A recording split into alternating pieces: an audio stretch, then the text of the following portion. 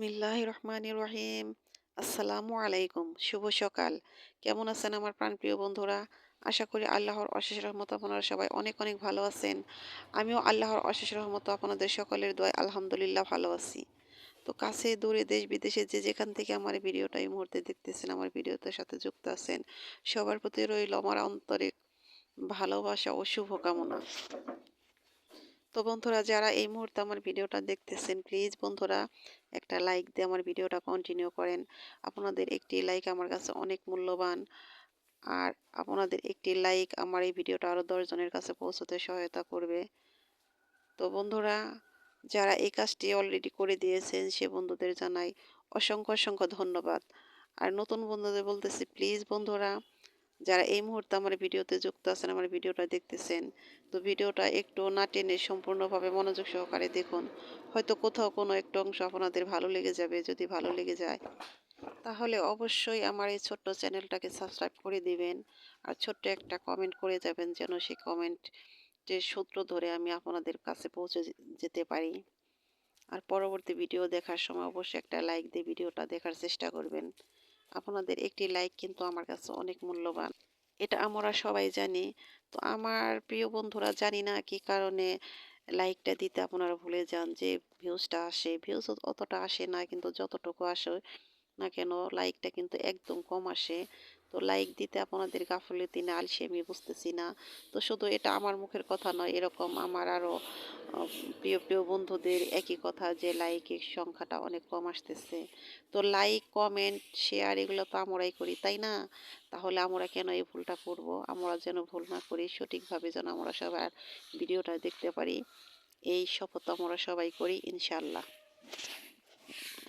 তো বন্ধুরা, আজকে অনেক সকাল থেকে এই ভিডিওটা শুরু করেছি। তো আজকে ভিডিওটা বেশি বড় করব না।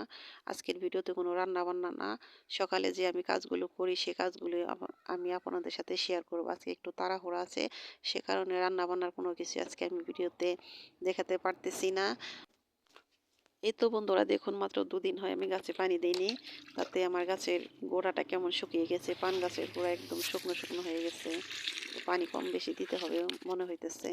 তো শীতের দিন মনে যদি হয় যে শীতের দিন, কিন্তু এই সময় কিন্তু পানিটা একটু বেশি টানে।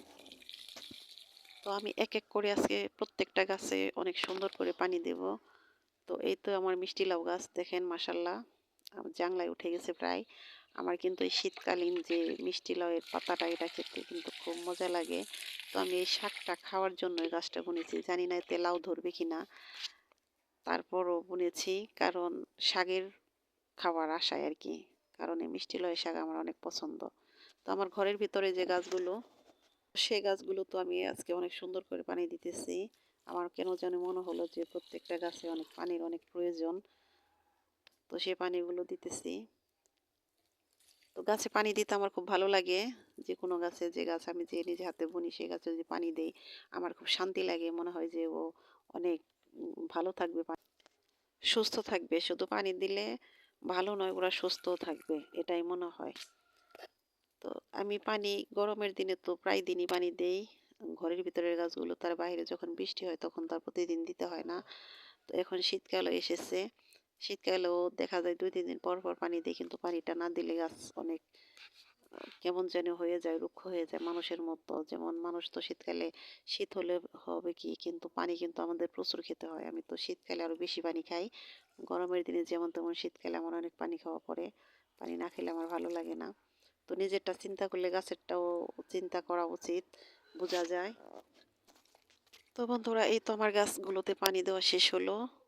এদিকে আমার সিঁড়িটাও মোছা হয়ে গেছে, সম্পূর্ণ কাজ প্রায় শেষ। এখন আমি মুরগিগুলোকে ছেড়ে দেব। তো এদিকে দেখেন একটু একটু রোদ এসে পড়েছে আমার বারান্দাতে। তো উঠানে রোদ আসার আগেই বারান্দার এদিকে রোদ এসে পড়ে। তো এখন আমি মুরগিগুলো ছেড়ে দিব। তারপরে আরো অন্যান্য কাজ আছে, সেগুলো গুছাবো। তো আজকে আমি রান্নাটা আপনাদের সাথে শেয়ার করতেছি না। তো আজকের কাজ অনেক হালকা পাতলার, ভিডিওটা আজকে অনেক ছোট। তো আমার ভিডিওতে হয়তো আমার কথাতে অনেক ভুল হইতেছে। তো প্লিজ বন্ধুরা, আমার ভুলগুলো ক্ষমা সুন্দর দৃষ্টিতে দেখবেন। আমি অত এক্সপার্টভাবে কথা বলতে পারি না, কাজগুলো হয়তো অত এক্সপার্টভাবে করতে পারি না, হয়তো কি পারি না। তো আমার প্রিয় প্রিয় আপুরা অনেক সুন্দরভাবে কথা বলেন, তারপর রান্না-বান্না কাজগুলো করেন। এত সুন্দর করে আমার শুধু দেখতেই মন চায়। খুব ভালো লাগে। অনেক ভালো লাগে সেগুলো দেখতে। তো আমার প্রিয় আপুদের দেখে আমি শিখার চেষ্টা করতেছি। তো শিখার তো কোনো শেষ নেই, তার কোনো বয়সও নেই, তাই না? তো আমি আপনাদের সাথে থেকে সেগুলো শিখতে চাই। এই তো দেখেন, এই তো এই যে আমার উঠানে রোদ এসে গেছে।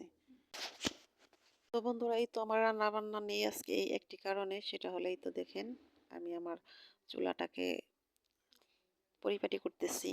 কারণ রান্নাঘর যদি কিছুদিন পর পর সুন্দরভাবে পরিপাটি না করা যায় কিন্তু ভালো লাগে না, আমার ভালো লাগে না। তো সপ্তাহে না হলে আমি একবার করে আমার এই চুলাটা লিপি, ঘরটা মুছে দেই, রান্নার ঘর। এটা সপ্তাহে পুরা ঘরটাই মুছি, তারপরে যেখানে বসে রান্না করি সেটা তো একদিন ২ দিন পর পর মুছে দেই। তো তো সবকিছুই একটু পরিপাটি করে রাখার চেষ্টা করি, তাতে মনটাও ভালো থাকে, কাজ করতেও ভালো লাগে। আর মেয়েদের রান্নাঘর কিন্তু মনে হয় যে এটাই আসল ঘর, এরকম মনে হয় কিছু কিছু সময়। আর অন্যান্য কাজে ফাঁকি দিলেও কিন্তু এই রান্নাঘরে রান্নার কাজে কিন্তু ফাঁকি দেওয়া চলে না। আমার তো এই রান্নাঘরটা আমার অনেক আপন মনে হয়, অনেক প্রিয় মনে হয়। কারণ এই রান্নাঘরে সবসময় একাই থাকতে হয়, এই কারণে এই রান্নাঘরটাই বেশি আপন মনে হয়। রান্নাঘর যখন রান্না করি তখন কিন্তু কোনো সঙ্গী থাকে না, শুধু এই রান্নাঘরটাই সঙ্গে থাকে, সঙ্গী হয়ে। সে কারণে আমি রান্নাঘরটাকে অনেক গুরুত্ব দেই আর অনেক সুন্দর করে পরিপাটি করে রাখার চেষ্টা করি বা রাখি। রান্নাঘর এমনই একটা জিনিস, যদি অগোছালো থাকে তাহলে আমি রান্না করতে একটু ভালো লাগবে না। আমার রান্না করতে গেলে রান্নাগুলো অনেক দেরি হয়ে যাবে এই গোছালো না থাকলে। অগোছালো থাকলে আমার কোনো কাজ এখানে মনও বসে না, আর রান্না করতেও ভালো লাগে না। তো সে কারণে আমি চেষ্টা করি আমার রান্নাঘরটা অনেক সুন্দর করে রাখার। তো এই চুলাতে যদি শুধু চলা দিয়ে রান্না করা যায় তাহলে চুলাটা মাশাআল্লাহ অনেক সুন্দর থাকে। কিন্তু আমরা তো আবার লতাপাতা আছে, সেগুলো দিয়ে জ্বাল দিতে হয়। দেখা যায় কালিটা একটু বেশি পড়ে। সে কারণে সপ্তাহে একবার হলেও ওই চুলাটা লেপতে হয়। তো আমার চুলাটা তো ভাঙে না, কিন্তু কালো হয়ে যায়। সে কারণে আমি চেষ্টা করি চুলাটাকে লেপে সুন্দর করে রাখতে। তো আমার চুলা লেপা শেষ হয়ে গেছে। এখন আমি একটু আমার গাছের সবজিগুলো ছিঁড়বো। তো সিমগুলো ছিঁড়ে নিয়েছিলাম গতকাল বিকেলে। প্রায় ২ কেজির মতো সিম হয়েছিল। ১ কেজি সিম আমার চাচী শাশুড়ি নিয়েছে। আর হলো এই তো আজকে লাউ কাটবো। তো কয়েকটা লাউ এসেছে, তার মধ্যে একটা লাউ একটু বড় হয়েছে, সেই লাউটা আমি আজকে কাটবো। কেটে নিব। তো আজকে আমি লাউটা রান্না করব না, কিন্তু লাউটা যদি ওই জাংলাতে রেখে দিই তাহলে হয়তো বেশি বড় হয়ে যাবে। সে কারণে আমি ওটাকে কেটে রাখবো। তো এই যেগুলো ছোট ছোট এগুলো কাটবো না, কয়েকটা দেখলেন তো, এই যে এই লাউটা আমি আজকে কাটবো। তো আমার গাছে ২ রকমের লাউ, একটা হলো লম্বা আর একটা হলো গোল সাদা। তো আমি কিছু লাউ পাতা ছিঁড়ে নিলাম, সেটা হলো আমার শাশুড়ি লাউ পাতার ভর্তা করবে, সে ভর্তা খাবে, তাকে দেব। তো লাউ নেবে, কিন্তু আজকে নেবে না, লাউ গাছে আছে, বলছে যে ওইখান থেকে নিব, আজকে আর রান্না করবো না। তো সে লাউটাই যে আমি নিয়ে আসলাম, আমি রান্না করব, কারণ গাছের এই লাউ এখন আমি খাইনি, লম্বা একটা সেটা খেয়েছি, এটা খাইনি। তো এই যে সিম ছিঁড়েছিলাম, কিছু সিম আমার চাচি শাশুড়িকে দিয়েছি আর কিছু সিম আমি রেখে দিয়েছি। তো বন্ধুরা, আমার ভিডিওটার কোন অংশটা আপনাদের একটু বেশি ভালো লেগেছে অবশ্যই কমেন্ট করে জানাবেন। আর যারা এখনো এই মুহূর্তে লাইক দিতে ভুলে গেছেন, প্লিজ লাইকটা দিয়ে আমার ভিডিওটা কন্টিনিউ করেন। আজকের মতো এখানেই বিদায় নিলাম। আল্লাহ হাফেজ, আসসালামু আলাইকুম।